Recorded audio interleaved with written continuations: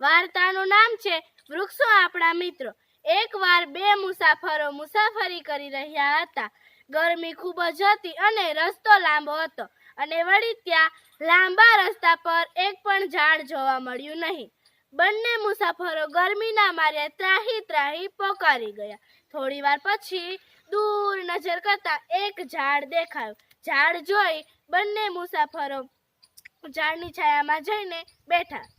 થોડા સમય થયો એટલે એક મુસાફરે બીજા મુસાફરને કહ્યું, આ ઝાડનો છાંયડો તો સારો છે, બાકી ઝાડ કાંઈ કામનું નથી। જો ને એના પર ફળ પણ દેખાતા નથી। ઝાડ આવું સાંભળી દુઃખી થઈ ગયું। તેણે કહ્યું, અરે આ સળગતી આગ જેવી ગરમીમાં મારી ઠંડી છાયામાં તું આરામ કરે છે ને મને જ વગોવે છે। તને આવો આરામ બીજે ક્યાં મળ્યો? તું અહીંથી ઉઠ। તું ફળને તો શું પણ છાંયડાને લાયક નથી। જા તારા રસ્તે ચાલવા માંડ। ઝાડની વાત સાંભળી બીજા મુસાફરે કહ્યું, એકદમ સાચી વાત છે। ઝાડ પોતે તપે છે ને આપણે છાંયડો આપે છે, એ જ મોટું ફળ છે। ચાલ ભાઈ, હવે તાપમાં ચાલવા માંડ, એ જ આની સજા છે।